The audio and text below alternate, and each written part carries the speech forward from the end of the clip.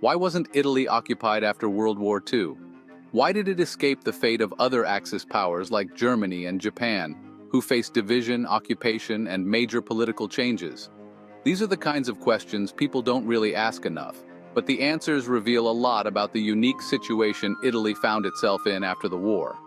Italy was a key player on the losing side, but somehow it wasn't subjected to the same level of post-war punishment. Instead, it avoided occupation and was able to bounce back in a way that Germany and Japan couldn't. So let's break this down.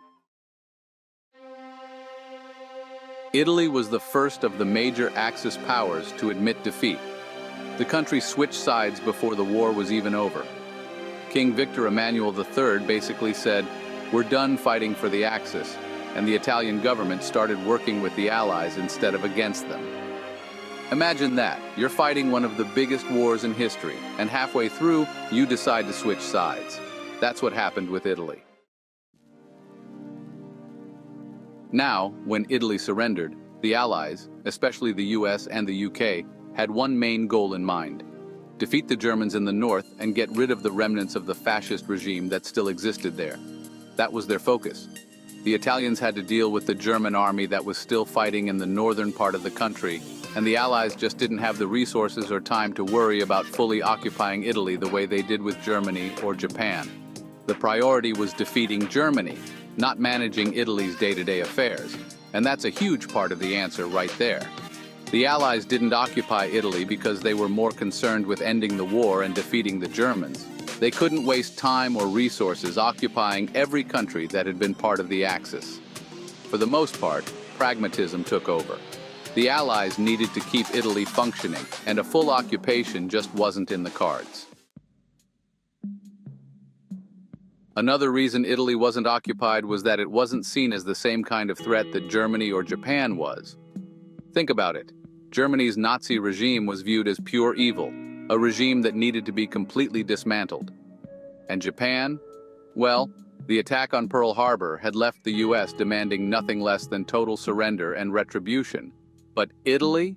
It wasn't seen in the same light. Yeah, Italy had been a part of the Axis, but it wasn't considered an existential threat to the major Allied powers. Italy was more of a regional player. It threatened some colonies and countries in southern Europe, but it wasn't like it was going to invade the US or take over Europe.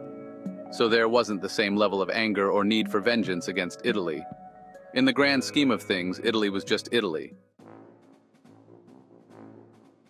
And when you look at the United States, there was also a political angle to this. In the United States, there was a large Italian-American voting bloc. President Roosevelt was looking for re-election, and he didn't want to alienate this group by taking a harsh stance against Italy. The last thing he needed was to lose votes because the US government was being too hard on Italy after the war. So while Britain and France were pushing for a tougher approach, like harsher restrictions on Italy's military and even getting rid of the Italian monarchy, the United States was more lenient. They overruled Britain and France's demands and pushed for a softer post-war settlement. But that doesn't mean Italy got off completely free. There were still consequences for losing the war. Italy had to give up its overseas empire, which included territories in Africa.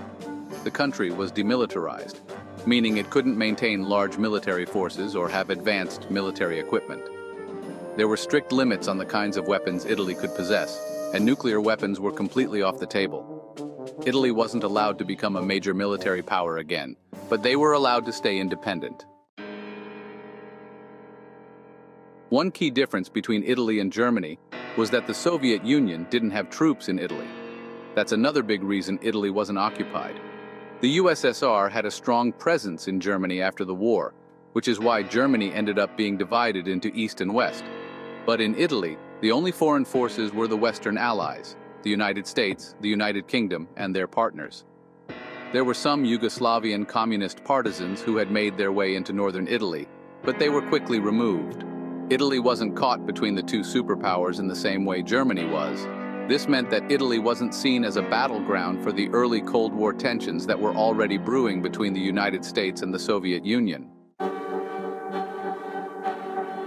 Now, because Italy's government and many of its officials were strongly anti-communist, they were seen as useful allies by the West, especially as the Cold War was starting to take shape. In other words, Italy wasn't just a former enemy. It was now a potential partner in the fight against communism. So, instead of being punished harshly, Italy was given the chance to rehabilitate itself and join the Western Bloc.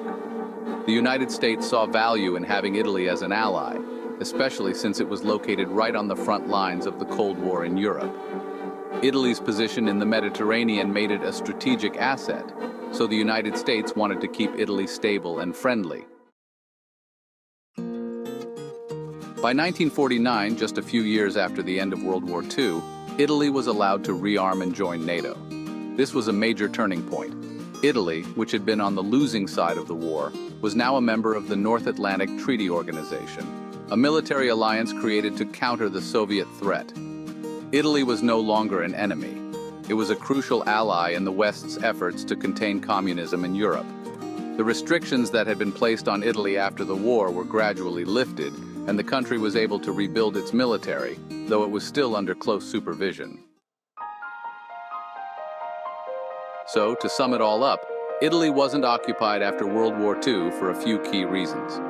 First, the Allies were more concerned with defeating Germany and didn't have the resources to occupy Italy. Second, Italy wasn't seen as the same kind of threat as Germany or Japan, so there wasn't as much anger or desire for vengeance. Third, the United States had political reasons for being more lenient towards Italy, including the influence of Italian-American voters. Finally, Italy's anti-communist stance made it a valuable ally as the Cold War was beginning, which meant the United States wanted to keep the country stable and on their side. In the end, Italy was able to avoid occupation, and within a few years, it had become a key player in the post-war Western alliance. It's one of those interesting historical twists where a country that had been on the losing side ended up being treated relatively kindly compared to its Axis partners.